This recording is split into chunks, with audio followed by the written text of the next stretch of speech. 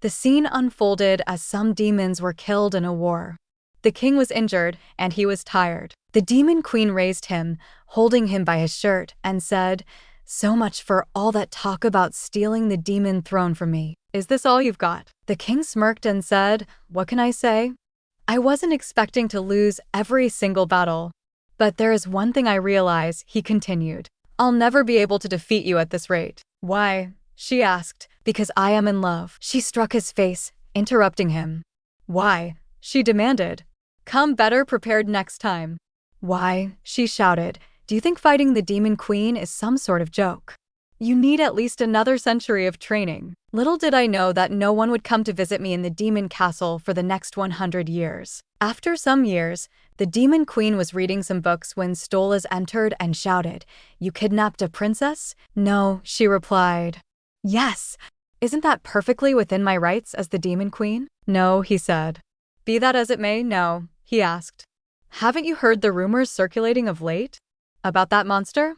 They call him Mortar the Warrior. It's said he slaughters any and all demons that cross his path." She closed her book, saying, "That's exactly why I kidnapped the princess." Hearing this, Stolas was shocked and asked, "Pardon?" She replied, "If he's as great as they say, I'd like to meet him myself.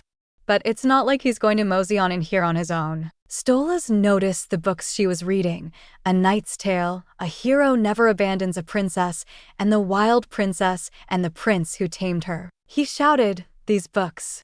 This is why you kidnapped her, isn't it? Did I not advise you to refrain from reading such nonsense?" He continued, "The heroes in fairy tales are so very different from the ones in real life." She shouted, "Which is precisely why I wish to see him for myself." She added, "Unlike the adults here who betray me day in and day out, the men in these stories swear to be faithful to the ones they love and would willingly give up their lives for them. If knights are really like that then." Meanwhile, Stolas was walking through the hall. The princess kidnapped by the demon queen peeked from behind a wall and asked, "Excuse me, how long do you plan on keeping me kidnapped for?" She saw Stolas, and he saw her. They both fell in love at first sight. The demon queen entered and, seeing them staring at each other, asked, "What are you two doing?" She got shocked and said, "Hello, guys." "No." After a moment, she asked them both, "So, what do you want me to do?" They glanced at each other, and the queen shouted, "Come on, out with it." Stolas said, "Never in my life have I been overcome with such intense emotion. I wish to marry this woman, who seems like an angel, but who, thankfully, isn't one, and spend the rest of my days with her." The queen shouted, "That's not what I'm asking about. The human king is currently at his wit's end. He's offering his daughter's hand in marriage to whoever can bring her back. It's only a matter of time before the warrior comes to her rescue, which means her future husband has effectively been decided." The princess was shocked upon hearing this and shouted, "That isn't what I want at all." She started blushing and said, I wish to marry Stolas here." Stolas said, "Princess Freya." The demon queen asked, "Just what would you like me to do then? Kill a knight?" Stolas said, "That is inadvisable. Doing so could lead to a major war between the demons and humans." The princess said, "If we could just find someone to act as my stand-in, like usual." The queen asked her, "What are you talking about?" The princess explained, "Father was extremely protective of me growing up. He always had someone else pretend to be me whenever he went out. So, no one actually knows what I look like." Hearing this, the demon queen became excited and said, "That's it. That's exactly what we need." Stolas asked her, "Do you intend to look for someone who can act as her double?" She replied, "Are you a complete fool? I'll be her stand-in." Stolas shouted, "What? Your Majesty, you intend to disguise yourself as a princess?" The queen, holding the princess's shoulders, said, "You heard what she said. This warrior guy doesn't know what she looks like. Anyone could pretend to be her. Plus, I've always wanted to know what it's like to be the princess in a fairy tale." Meanwhile, she thought to herself, "And see what it's like to have a steamy romance with a handsome knight." Stolas was shocked and asked, "Then who will look after the demon realm and manage the castle while you're gone?" The queen said, "Not a soul has come looking for me in 100 years. Who'd come now?" The princess said, "I think it's a wonderful plan, if it means I can be with Stolas." Stolas said, "Oh, Freya, The queen thought, the road leading to the demon castle is replete with dangers. It'll take the knight at least a few more days to get here, so I'll come up with a plan A and a plan B to fool him. Suddenly, the floor started shaking. The princess asked, "Why is the floor shaking?" The queen thought, that's the sound of the castle gates opening. Has he already arrived? She clenched her fist and shouted, "In that case, I'll go with plan F." Hearing this, Stola's thought, plan F? How many plans did you come up with? The knight finally arrived. He was Mordor, the warrior undefeated in battle, widely reputed to be a most noble and virtuous knight. However, Mordor thought, I fought countless adversaries to get here, a fire-breathing dragon, a swamp bubbling with poison, and even a man-eating plant. He clenched his fist, thinking, now, if I can just defeat the demon lord. He started blushing, thinking, the greatest riches in the world will be all mine. The truth, however, was that Mordor was just as materialistic as the next person. He opened the gate and entered the palace. Observing his surroundings, he thought, why is it so quiet in here? Suddenly, something hit the chandelier. The chandelier fell, and Mordor managed to dodge it just in time. He was shocked and thought, is this a trap? No. Stolas appeared and said, so, you really are as skilled as they say. Mordred said, you. Stolas replied, your reputation precedes you, Mordred the warrior. Mordred asked, where is the princess? Stolas responded, that question is irrelevant. You shall meet certain death here, at the hands of the demon lord, that is to say, me. Mordred pulled his sword and placed it against Stolas's neck. Tell me where she is, or I shall make you regret it, he said, his voice full of menace. While attacking, he shouted, the princess, she is my most precious treasure. Dodging Mordred's strike, Stolas asked, your treasure? What exactly is your relationship with the princess? Mordred smirked and replied, of course you wouldn't know, living in the lap of luxury on your throne.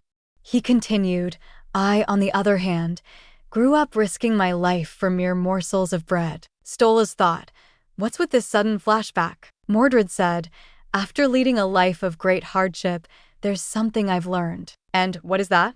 Stolas asked. Mordred declared, that money is the only thing that matters. Hearing this, Stolas was shocked and confused. Wow, he thought, that's exactly what a knight should never say. Stolas said, so when you said the princess was your treasure, you meant. Mordred interrupted, that's right.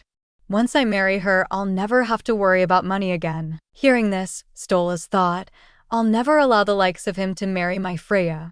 As for her majesty, well, I'm sure she won't care. Stolas attacked, shouting, enough of this foolish talk. Mordred dodged and counterattacked, making a minor injury on Stolas's face. Stolas was shocked and thought, I missed. Pretending to lose, Stolas fell dramatically.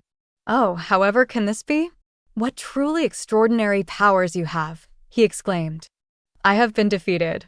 Those arrows should lead you to the princess. Stolas continued his act, saying, so this is how it ends for me, the great demon lord.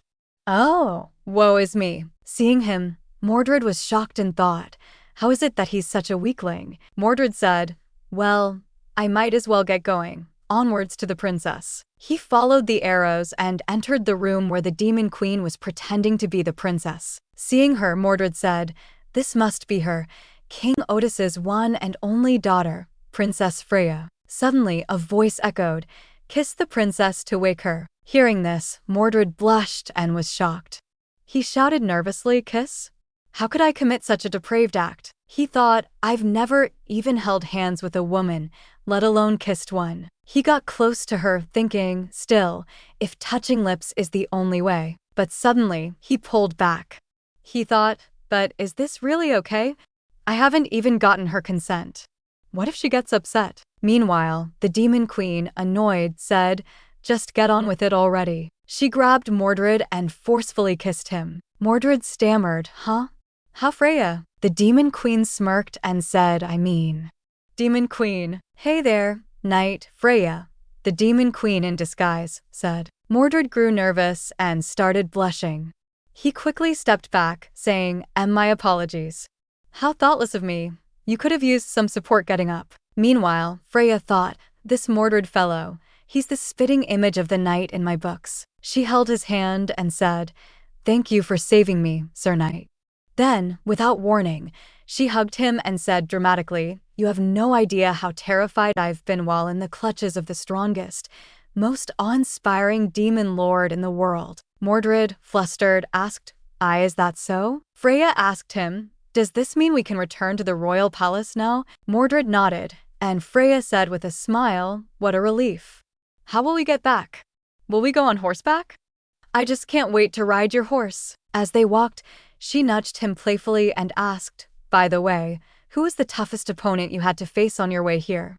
"The Demon King told me the most challenging part was supposed to be that." Saying this, they left the room. Meanwhile, the real Freya and Stolas, who were hiding under the bed, came out cautiously. Freya asked, "Are they gone?" Stolas replied, "Yes, it seems so." Mordred and the disguised Freya arrived at the royal palace, where a crowd was waiting. As they entered, the crowd erupted into cheers, shouting, "The knight has returned with the princess. Long live Sir Mordred." Freya peeked at the cheering crowd and thought, "This is some crowd. They're going to make my ears bleed with all that cheering." She hugged Mordred tightly while sitting behind him on the horse, thinking, "I'm so glad I agreed to do this.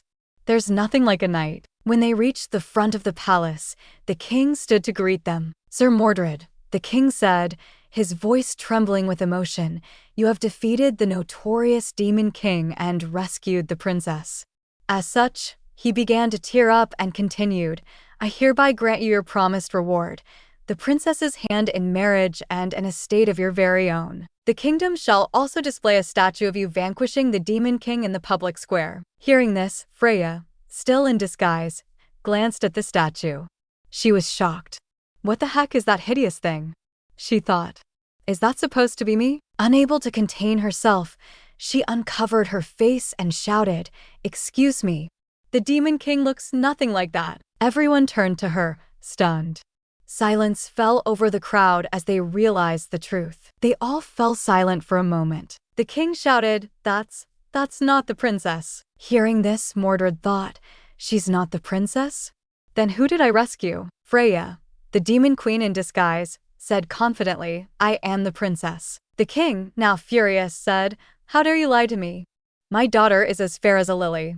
Your jack-o'-lantern face could never come close to her beauty." Freya clenched her fists, her smile visibly forced.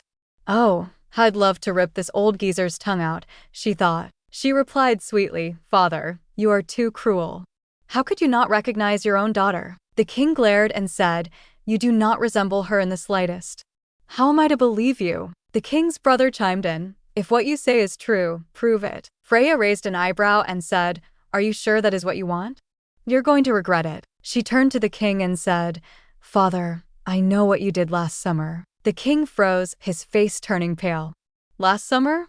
That can only mean..." Freya smirked and said, "I told you I wanted to see a real-life elephant, so you put on a mask and crawled on all fours around the palace." The crowd gasped in shock. The king stammered, "Gah. How embarrassing." He then muttered, "Only Freya and I know about that." Tears welled up in Freya's eyes as she said, "Do you still not believe me? I may have been cursed by the wicked Demon King, but I am still your loving daughter." Hearing this, Mordred thought, "Something's strange. If the Demon King is dead, shouldn't the curse have been lifted by now?" The king sighed deeply and said, "I am sorry, my child. I should never have doubted you." Freya beamed, thinking, "Yes. Thanks, Freya." The king smiled and said, "Then it is time to fulfill my promise to the knight. Sir Mordred, what do you say? Do you wish to marry my daughter?" Mordred hesitated, his thoughts conflicted. "This is what I fought for, so why do I have this ominous feeling?" He felt a chill, as though all his ancestors were screaming at him, "Don't do it." Clenching his fists, he thought, "But I can't back out now. I have something I must protect." He took a deep breath and said, "I wish to." Freya interrupted him, "Wait." Mordred, shocked, thought, "Why, Your Highness." The king furrowed his brow. "Is there a problem, princess?" Freya thought, "A problem? There's a whole lot of problems. This is a once-in-a-lifetime opportunity to live the life of a princess." She glanced at Mordred, thinking, not to mention, he's exactly how I imagined. It would be such a shame to skip over the courtship stage and jump straight into marriage. I want to go on dates, hear him declare his love for me, and overcome obstacles together, just like in the books. Then we can get married. Meanwhile, Mordred thought, does she think I'm not good enough? No. But she seemed quite taken with me back at the demon castle. The king's brother clapped his hands together and said, Now. Her Highness should have some say in the selection of her husband. The king's brother smiled and asked, isn't that right, Sir Mordred? Mordred hesitated for a moment, but then said, yes, of course. The king's brother nodded. Then, I am afraid the man best suited to be Her Highness's groom is from our neighboring kingdom. Before he could finish, Freya interrupted, shouting, hold on. I never said I wouldn't marry him. Everyone turned to her in surprise. Freya continued, what I meant was, I just need a little time to prepare myself, that's all. The king stroked his beard and said, then how about this, princess? The festival of the earth goddess is coming up. Make up your mind before then and let us know. If we hold the wedding on that day, you will not only receive the people's blessing, but that of the goddess herself. Freya's eyes lit up. What an excellent idea, father. She turned to Mordred and said, right, Sir Mordred? Mordred, caught off guard, nodded. Yes, right. Freya leaned closer and whispered, when exactly is this festival? Mordred whispered back, unless something has changed, it's 3 months from now, just like in previous years. Freya thought to herself, 3 months? That should be plenty of time. She beamed. Wonderful. You shall have my answer in exactly 3 months from now. The king chuckled, yes, my dear. Take all the time you need. Meanwhile, Mordred stood there, confused, thinking, that's strange. Shouldn't she already know when the festival is? Sometime later, Mordred found himself at a church. A priest named Clarent approached him, placing a hand on his shoulder. That's quite a serious look on your face, Clarent said. You must have many things you wish to ask of the goddess. Hearing his voice, Mordred exclaimed, Clarent. Clarent smiled warmly. I'm relieved you've managed to return unscathed. But why do you look so pale? Mordred sighed heavily. I have no reason to be happy. Clarent raised an eyebrow. You've defeated the demon lord. Are you not pleased? Mordred shook his head, frustration bubbling up. It's not that simple, he muttered. He then explained everything that had happened, how he had rescued the princess, how she had postponed the marriage, and how her behavior seemed strange. Clarent listened carefully, his expression thoughtful.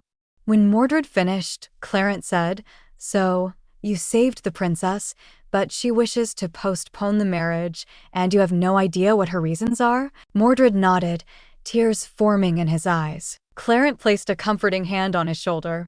Is this really something to be so concerned about? She didn't reject you outright, did she? Mordred shook his head, but looked troubled. That's not all, Clarent, he said, pausing as he struggled to find the words. Clarent frowned. What is it, Mordred? Mordred sighed again, thinking, how do I tell him that there's something off about this princess I saved? He looked up, his voice low. It only took a graze from the tip of my sword to defeat the demon lord. That should have been impossible. And the princess. He hesitated, then continued, she doesn't even know when the festival of the earth goddess is. Something doesn't add up. Clarent's eyes widened slightly, his expression growing serious. I see. The two fell into a contemplative silence as the weight of Mordred's doubts hung heavy in the air. As one of the kingdom's biggest festivals approached, Mordred found himself sitting with Clarent at the temple. What I'm about to tell you is strictly hypothetical, Mordred began, his tone cautious. Just a what-if type of scenario. Clarent raised an eyebrow. Go on. Mordred hesitated. Say the person I saved turns out to be an imposter, disguised as the princess. What would become of me? Clarent smirked. Was it the shock of her refusal that put such an absurd thought into your head? Mordred stammered. No, it's just. Clarent interrupted, his tone softening. I've told you this many times, Mordred. There's no need to worry yourself over problems that haven't even arisen. Focus on the here and now. Besides, you've got 3 months. When her heart and everything else will fall into place. Mordred sighed, then smiled faintly. You're right. This isn't the time to let my imagination run wild. He stood abruptly, his confidence returning. If I want to protect this temple and everything I hold dear, I have to marry the princess. No matter what. Clarence nodded approvingly as Mordred added, "Don't worry. I'll capture the princess's heart before the 3 months are up." Meanwhile, in the royal palace, the king's brother sat in his office, reviewing documents. He called out, "Charlotte." A young woman entered. "Yes, father." He glanced up at her. "The marriage between Mordred and the princess has been delayed 3 months. That means you have 3 months to charm the knight and make him yours." Charlotte smiled confidently. "Yes, father. I'll make sure he falls in love with me well before then." The king's brother nodded. "Good. The kingdom's future depends on it." Next day, a doctor comes to examine Freya and asks her, "Your Highness, are you absolutely sure you do not feel pain or discomfort anywhere?" She replies, "I'm telling you, I'm fine." The servant, worried, says to the doctor, "Please examine her thoroughly, sir. She's entirely different from her usual self." They add, as soon as she entered the room, she began fishing around in all the drawers while humming some strange song, like a thief gleefully ransacking someone else's room. Freya, thinking to herself, wonders, "How am I supposed to know that?" Hesitantly, she says, "Mo. Morbid?" The servants blush, exclaiming, "Oh my heavens, she named Sir Mordor instead of the 5 great knights." Freya flops onto the bed later, groaning, "Pretending to be a princess is so much harder than I expected." She clenched her hand, saying, "I have to be careful not to get caught, but at the same time, I'm going to do all the things I want to do before leaving this place." She started reading her diary and said, "These are some of the things I absolutely must do." She wrote some points in the diary: send out invitations for a tea party, dress up in the most fashionable clothes in the kingdom, get into a catty quarrel at said tea party, not to mention this and this and this, she exclaimed. Then, blushing, she added, "But at the top of my list is, of course."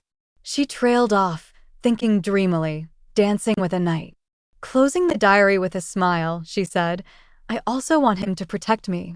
And then, when he's injured in battle, breathing heavily, I'll have him lay on my lap." Determined, she said, "I'll somehow figure out a way to make it all happen within the next 3 months. This will be my princess bucket list." Later, she went to the temple and thought, "I never thought I'd step foot into a temple of my own free will. Still, I need to find out as much as I can about life here in the kingdom, so people won't be suspicious of me like they were this morning." She recalled their whispers. "Are you really the princess? If Mordred begins to suspect me," she thought nervously, "I'm doomed." Suddenly, Clarence appeared and asked, "Your Highness." Bowing, he said, "It is an honor to finally meet you. I am Clarence, the High Priest." Seeing him, she thought, "What kind of high priest is this good-looking? Get your act together, Lilith," she told herself. "You're here to find out what that festival is all about." Clarence continued, "His Majesty, the King, is quite worried. Are you feeling all right?" She replied quickly, "Oh, of course. Father does worry too much." Thinking fast, she added, "I had to convince him that I needed freedom to roam in order to recover my memories." Clarence nodded. "You said you wished to know more about the festival of the Earth Goddess? Do you see that statue up there? It was she who first breathed life into this land. The event is a celebration of her birth. It lasts 10 days, during which there is much merrymaking. It is said that those who are wedded on the final day of the festival will be blessed with great fortune." Hearing this, she was stunned. Wedded. Clarence, raising a brow, said, "I heard you postponed your engagement to Mordred. Does your Highness not find him satisfactory?" She hesitated before replying, "Well, it's not exactly that I don't like him." Clarence smiled knowingly. "I'm not just saying this because he's my friend, but Mordred has always been rather popular with the ladies. There is even one woman who has proposed to him 100 times. I am really quite curious as to why you turned him down." Shocked, she thought, "What? He's that popular? Hold on, how am I supposed to answer him?" She stammered, That is precisely the reason why I cannot work up the courage to approach him." Clarence chuckled. "Ha ha ha. That is understandable." Meanwhile, he thought, "I was trying to find out what she really thinks, but she isn't opening up."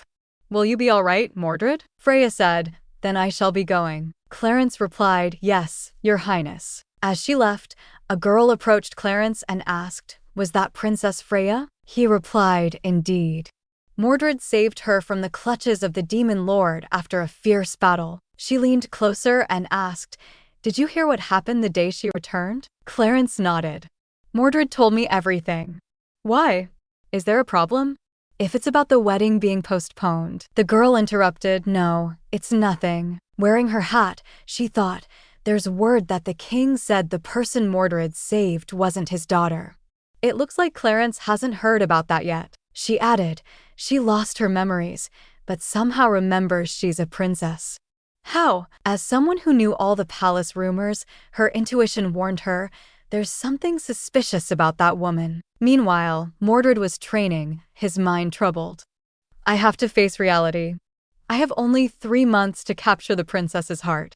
But how? He sat down, lost in thought, when Charlotte approached and offered him a handkerchief. He looked up, surprised.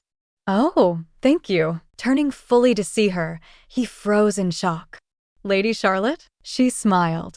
It has been so long, Mordred. They went inside, and Mordred asked her firmly, please step aside. I must be on my way. She shouted, no. No, she demanded. Why must you refuse to listen to what I have to say? He turned away, replying, I do not wish to create any misunderstandings. Clenching her fists, she cried, what in the world are you talking about? Tears rolled down her cheeks as she continued, do not tell me you are calling my feelings for you a misunderstanding. Seeing her distress, he sighed and offered her his handkerchief. He said calmly, has Duke Magnus not told you? I am to marry the princess and I will soon. Before he could finish, she snatched the handkerchief and interrupted, whatever are you talking about? Oh, you don't mean that nonsense, do you? He did mention something about the princess asking for your marriage to be postponed. She continued, according to His Majesty, the princess has never expressed a particular preference for who she weds, but she was vehemently opposed to marrying you straight away. Her words struck his heart as she added, if the princess, who said she'd be happy with any suitor, does not wish to be with you, could it be because she is not even the least bit attracted to you? Upset, he asked, are you saying I have absolutely no appeal as a potential groom? She backtracked, no, that is not what I meant. But if the princess announced her wish to postpone the marriage in front of everyone, is that not a roundabout way of rejecting you? Hearing this, he was stunned. She pressed on, which means there is nobody who wants this marriage to happen. Holding his hand, she said softly, it is not too late, Mordred. You can still reconsider my father's suggestion of marrying me. Her words made Mordred angry. In a serious tone, he asked, would you call what Lord Magnus said a mere suggestion? He told me that if I didn't betray His Majesty and take his side, then he would destroy the temple, the last refuge for children who have lost their parents and homes. Does that sound like a suggestion to you? Mordred said, whatever it is, I have no intention of accepting it. Turning away, he added, take care, Lady Charlotte. She shouted after him, Mordred. He kept walking despite her cries to stop him. As he strode through the palace halls, he thought, could what she said be true? That nobody wants this marriage to happen? Lost in thought, he collided with a servant carrying a bouquet. He immediately asked, I'm sorry.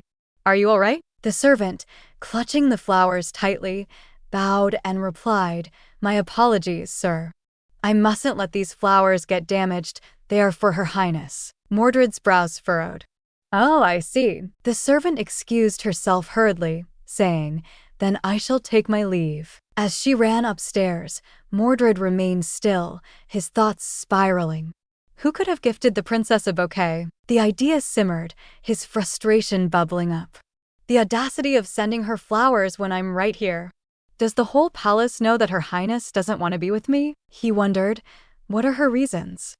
I've never had to approach a woman before. They always come to me first. So I can't for the life of me figure out. Suddenly, he froze, eyes wide. Wait, could that be why?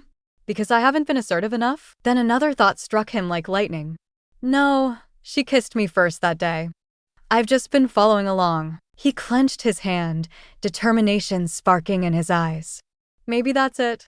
That means it's my turn to make a move. Recalling a tip from a courtship manual, he thought, one of the most obvious but effective ways to win someone's heart is, he shouted, writing them a love letter. Meanwhile, the servant carrying the flowers was Isla, the girl who had been suspicious of Lilith. She reached her destination, pulled out a small tool, and unlocked the door to Lilith's room. She slipped inside quietly, dropping the flowers on a table. Looking around, she muttered to herself, "That was close." What's Mordred doing in the palace at this time of day? She exhaled, stretching her arms. Good thing I didn't get caught. Her eyes fell on Lilith's diary. With a sly grin, she said, "Now, it's time to find out if the princess really is who she claims to be." She picked up the diary, flipping through its pages. Her grin quickly faded, replaced by shock. "This has to be some sort of prank," Isla exclaimed. "What on earth?" Meanwhile, Lilith was on her way back, her thoughts preoccupied. "I spent far too long in that temple trying to learn things that'll make life in the palace easier," she mused. "How I miss the murky air of the demon world, so thick with hatred." Sighing, she added internally, "I suppose it's my fault, really, for taking it upon myself to visit the temple." She smirked, thinking, if only I had $1 million dollars here. As she approached her room, she noticed something odd. Her eyes narrowed. Why is the door to my room ajar? Lilith entered her room and froze when she saw Isla inside. Her eyes narrowed as she thought, who is that? Isla was engrossed in the diary, muttering, "I love reading this diary, but what on earth is all this?" Lilith stepped forward, firmly grabbing Isla's shoulder. "What are you doing here?" she asked sharply. Startled, Isla jumped back, dropping the book. Who the hell are you?" Lilith straightened her posture, crossing her arms. "That's no way to speak to a princess." She pointed to the diary on the floor, the page clearly displaying rules to follow while pretending to be Princess Freya. "Don't swear. Don't laugh with my legs spread wide open." Isla's eyes narrowed. "Princess? Yeah, right. I already saw what you wrote." Lilith's voice turned icy. "How dare you barge into my room and rifle through my belongings? Give that back." Isla snatched the diary up, holding it tightly. "I'll use this as evidence." She pointed a finger at Lilith, her expression fierce. "You must be one of Duke Magnus' henchmen." Lilith's brow furrowed in confusion. Who the heck is Magnus? Then her thoughts turned indignant. And did she just call me a henchman? How dare she? Lilith's voice boomed. "Foolish human." Her aura darkened, and she declared dramatically, "I am Lilith, the Demon Queen, overlord of the demon realm and master of all that is evil." Isla raised an eyebrow. "You expect me to believe that? What demon queen would be stupid enough to pose as a princess?" Lilith thought, this one right here. Determined to prove herself, Lilith raised her hand, summoning her magic. "Seeing as how you refuse to believe me, I shall prove it to you with my powers." She focused her energy on the diary, enchanting it to weigh as much as a horse-drawn carriage. She'll have no choice but to drop it now. To her astonishment, Isla stood her ground, still holding the diary without even a hint of strain. "I could lift this with one finger if I wanted to," Isla said smugly. Lilith blinked, stunned. "Huh? She's quite strong for a human." Isla took a step forward, her voice steady. "If you really are the Demon Queen, why did you trick Mordred into bringing you to the human realm?" Lilith hesitated before responding, her tone nonchalant. "Shouldn't you have figured that out by now from my notes? It's always been a dream of mine to experience life as a human princess." Isla's expression hardened. "Then what's all that stuff you wrote about Mordred?" Lilith tilted her head, feigning innocence. "What stuff?" Isla pointed accusingly at her. "I'm talking about all those obscene lines. Just what do you intend on doing to him?" Lilith chuckled, covering her mouth in mock coyness. "How should I put it? This is like a buy one, get one type of deal." She smirked, leaning forward slightly. "Except what you really want is the bonus item." Lilith smirked mischievously. "You know, like when you order a kid's meal, and you only want it for the toy?" Isla blinked in confusion. "I have no idea what Snuggles is, but what kind of adult would want to do that with a toy?" Lilith paused, staring at Isla intently. "How adorable. Now that I'm getting a closer look at this girl, those eyes brimming with vigor, that upright posture and fiery attitude. She reminds me of Mordred. Is that what he looked like as a child?" Her grin widened as a mischievous thought crossed her mind. "Imagining that makes me want to keep her for myself. How convenient.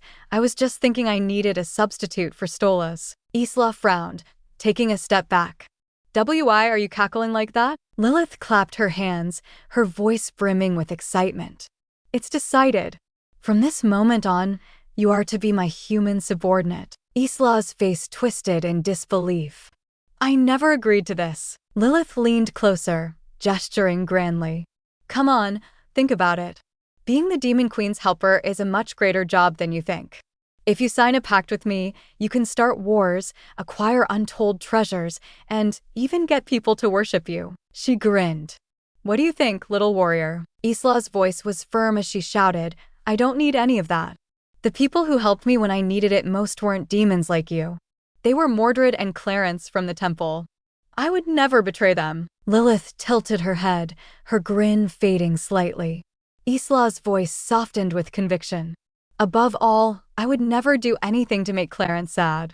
Never. Lilith's smile returned, sly and amused. Clarence, you say? That handsome high priest? So virtuous, noble, and devout. Isla's expression darkened with suspicion as Lilith continued, I take great pleasure in corrupting such men. No! Isla shouted, dropping the diary in her panic. What are you planning to do to him? Lilith's grin widened as she leaned in closer, her voice a conspiratorial whisper. Something very, very bad. Isla's fists clenched as she trembled with frustration. Are you going to help me or not? Lilith tapped her chin thoughtfully. Shall I capture Clarence and make him serve me instead? Those are both terrible options. Isla yelled, lifting a small table in anger.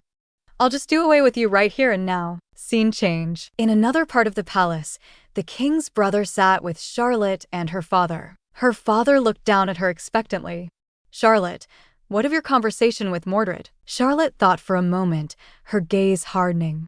I wasn't able to get the answer I wanted, but if we can use Princess Freya to our advantage, I'm certain I will be able to change his mind. She raised a knife, stabbing it into the steak on her plate with a sharp, deliberate motion.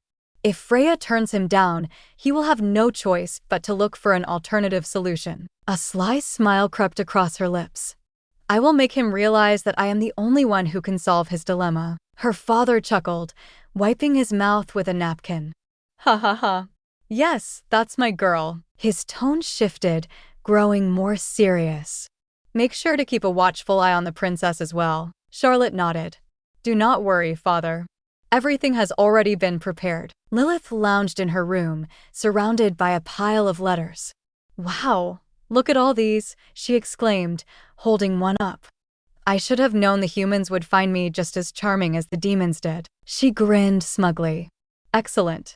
Achieving the goals on my princess bucket list should be a breeze. Isla entered, crossing her arms. Sorry to burst your bubble, but that's not why they invited you. The real princess never attended a single social event. That's why there are so many people eager to meet her. Lilith raised an eyebrow, her gaze settling on Isla. Isla frowned, feeling her stare. Why do you keep looking at me like that? Lilith said, because you're adorable. Isla, she said when I asked you to tell everyone you're my personal attendant, you refused and only took the keys to the palace. But look at you, still doing everything you're told to do. I clenched her hand, thinking I'd like to punch her right in the face, but after what happened that day, she recalls the moment when Isla lifts the table to attack Lilith. She shouts, I'll just do away with you right here and now. Lily, seeing her strength, said, Oh ho.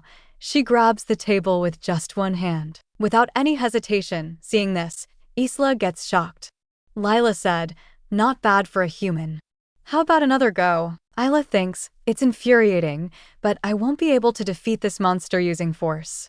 I'll have to play along until I can find another solution. Coming back to the present, Isla said, whatever, just open up the invitations, fake princess. And then Lila said, alrighty then.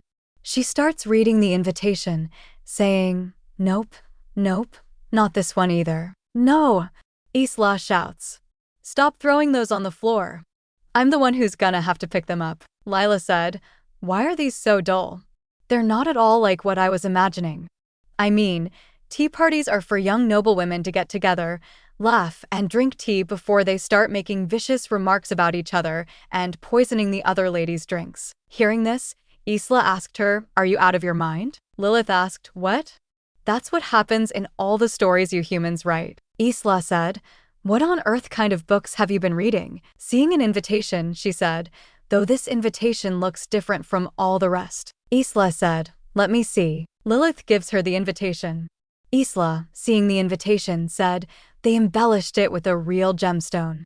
These noble women have way too much money on their hands." Noticing the letter, Isla gets shocked and said, "Hold on, this is from." Meanwhile, Lilith interrupts her, saying, "Perfect." She said, "I'll be attending this one." Isla asked, "Do you even know who the host is?" Hearing this, Lila thinks, "How curious. This letter carries the familiar scent of my homeland, with its potent smell of chaos and hatred." She starts sniffing the invitation, and Isla gets confused and asked her, "What do you think you're doing?" Isla, giving the letter to Lila, said, "I already had a bad feeling about this invite, and you just made it worse." She asked, "Why?" I said, "Do you see the signature on the back? It says Charlotte." She said, "You know His Majesty King Otis, don't you?" "Well, Duke Magnus is his younger brother. They might have completely different personalities, but they're descendants of the same bloodline, meaning the Duke was also in line to inherit the throne. Charlotte is his only daughter. She has a lot of power and is known for her extravagant lifestyle, not to mention her extreme arrogance." Lilith asked Isla, "What's not to like about a noblewoman from a rich family?" "I should befriend her." Isla shouts, "That's not all." Isla turns her face, saying, "She's always stalking Mordred." Hearing this, Lilith asked, "She's the warrior stalker?" Isla replied, "Yes, she's absolutely obsessed. She must have rejected him almost 100 times by now, but she still hasn't given up." She asked, "Why do you think someone like that would invite you, Mordred's potential bride, to her castle?" Lilith said, "Then that means she sent this invitation." She gets happy while saying, "As a challenge against her romantic rival, I think this is exactly the kind of thing I was hoping for." She said, "I must attend this party hosted by Shelley or whatever her name is. All the rest of these can get thrown out." Meanwhile, she noticed one invitation and thought, "So that one over there." While picking it up, she thought, "After reading thousands of human stories, I have a pretty good idea of what this contains." She picks it up and kisses it. She said, "I nearly threw away a precious treasure." Meanwhile, Mordred, staying up all night composing love letters, seems unbecoming of a knight. He thinks, "I finally managed to send one off to the royal palace this morning." The 41st attempt was a failure too. He gets upset and thinks, "This isn't working." He thinks, "I ended up copying lines from a famous poem, as none of my drafts seemed adequate." Holding a letter, he said, "Like this letter right here, for example." Meanwhile, he gets shocked, noticing the letter. He thinks, "Wait, this is the poem I copied. Why is this still here? Didn't I send it off this morning? Surely I didn't get them mixed up. Otherwise, that would mean one of the letters I wrote myself is currently in the princess's hands." Mordred went to Clarence, and after telling him what happened, he asked, "What am I to do?" Clarence said, "You mean to say you wrote a love letter, whose contents you are much too embarrassed to reveal, and sent it off to the princess?" Mordred sighed and said, "I'm doomed. What if she despises me for it?" Clarence said, "I can no longer tell if I'm listening to a confession or providing counsel on courtship." He said, "You never know. Her Highness might actually appreciate it." Hearing this, Mordred asked him, "You think so?" Clarence asked him, "Just what on earth did you write?" Mordred replied, "You have to promise not to laugh." Clarence said, "All right, I promise." He tells, "O fairest princess, whenever I lay my eyes on you, I feel waves sweeping through my heart, splash, splash. I can almost hear them crashing against the rocks, splash, splash. I can also hear the seagulls in the distance, call, call, call." Clarence said, on second thought, "Perhaps this is a confession to God after all." He said, "Mordred, I must ask, this is not a joke, right?" Hearing this, Mordred gets shocked. He shouts, "It would have hurt less if you'd outright mocked me instead of asking me such a thing." While leaving, he said, "Forget it.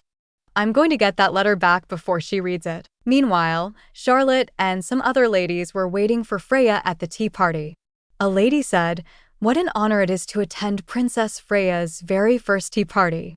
What sort of person do you suppose Her Highness is?" Might she look like a slender canary, as the rumors say? A lady said, "This Gavin was only possible because Her Highness is Lady Charlotte's cousin." The other lady said, "Indeed, indeed." Charlotte picks up the cup of tea. She smiled and said, "I am just as excited as all of you." Meanwhile, she thinks, "You have no idea how hard I worked to prepare for this day. I spent 3 days and nights brewing this truth serum that makes the consumer divulge their deepest, darkest thoughts.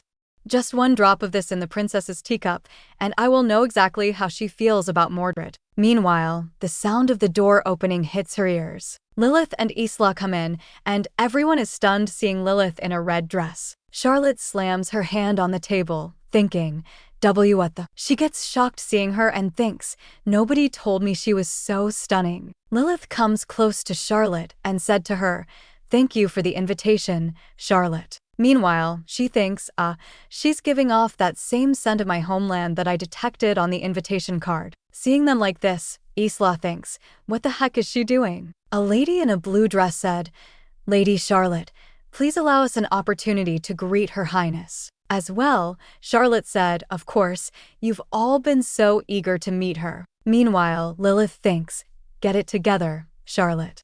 Don't forget your mission today. It is to interrogate the princess about her intentions." Charlotte thinks, "I must succeed at all costs and win Mordred's heart." A lady asked Lilith, "Was it not terrifying when the Demon King carried you off? What was the demon realm like?" "It must have been an utterly horrendous place. It is too awful to even imagine." Lilith said, "I was incredibly scared, but with the warrior coming to my rescue, I had nothing to worry about." Meanwhile, she thinks, "Forgive me, my demons. Nothing beats the demon realm." A lady in a pink dress said, "I hope I do not offend you when I say I envy you greatly, Your Highness." A lady in a green dress said, "In all the kingdom, there is no one more dashing than Sir Mordred. Hearing the clip-clopping of his horse's hooves is enough to set any woman's heart aflutter. What do you think, Your Highness? You have seen the knight up close. What is he like?" The lady in a blue dress glanced at Charlotte. She thinks, seeing Charlotte, she put off their marriage. Surely she's not going to say she loves him. Lilith said, "He is exactly as you've described. He is dashing, noble-minded, and full of vigor." Full of vigor. Hearing this, Charlotte and Isla get shocked, and Charlotte thinks, "Full of vigor?" Lilith thinks, "The journey to the demon castle must have exhausted him, yet he whisked me to the human realm as soon as he found me." Charlotte shouts, hearing this, "What on earth transpired between you and the knight?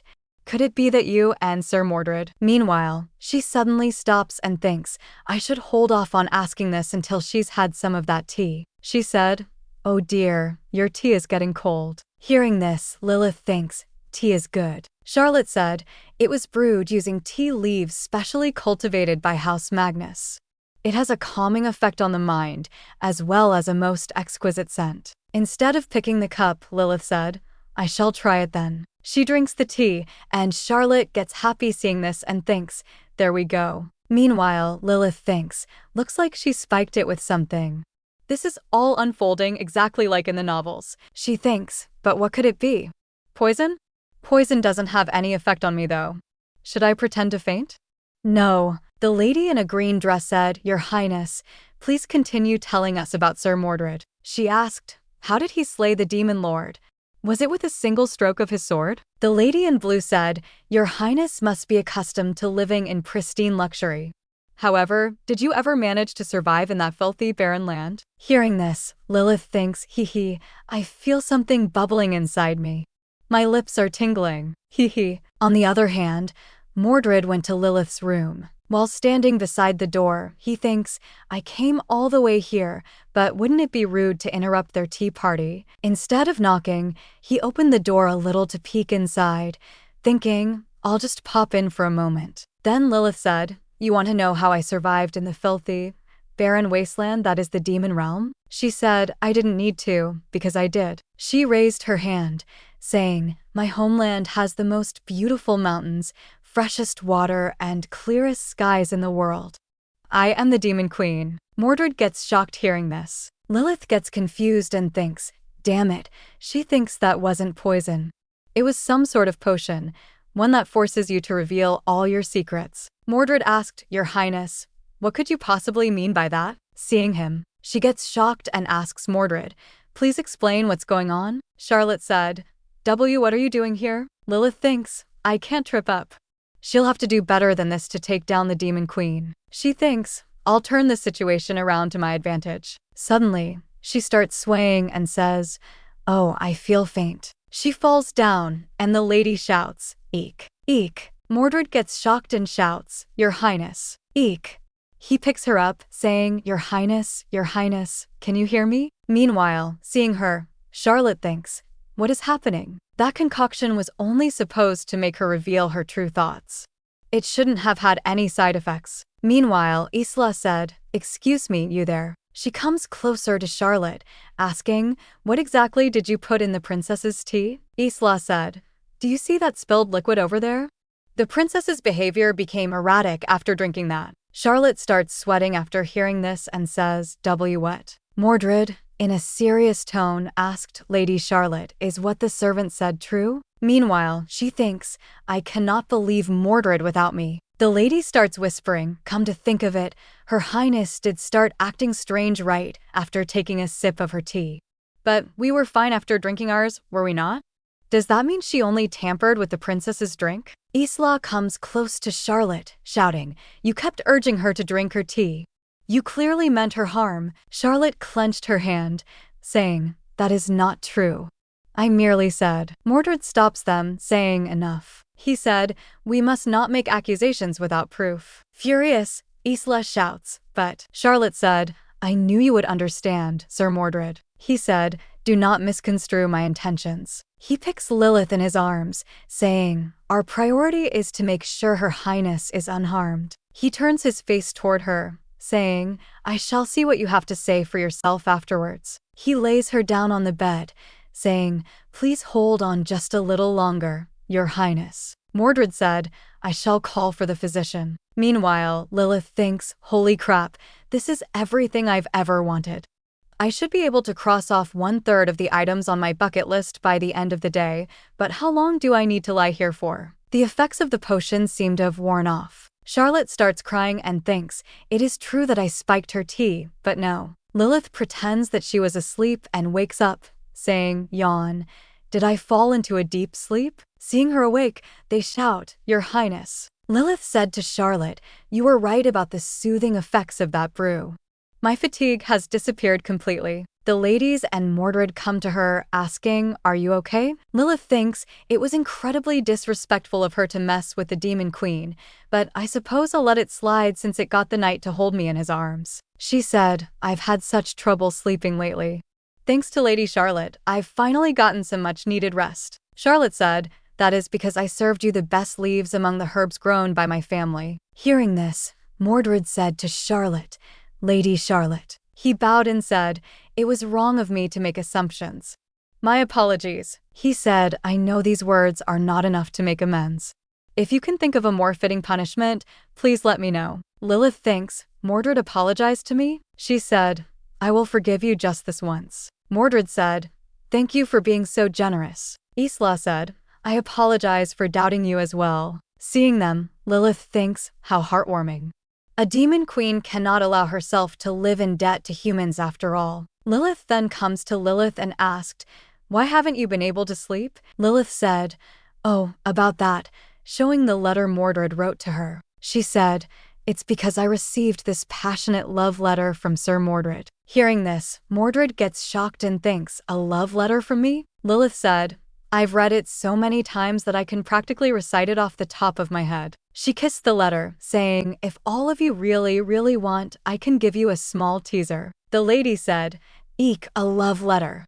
How romantic. Please read it to us. Lilith said, all right, but just the beginning. Oh, fairest princess. Mordred was about to lose his sense, thinking, no. While trying to take the letter from her, he thinks, I have to get that out of her hands. He shouts, why, Your Highness? As he tries to get the letter, he slips and spills the tea on the ground, which falls on Lilith. Lilith gets happy and gives a smile, while Mordred gets nervous and starts blushing.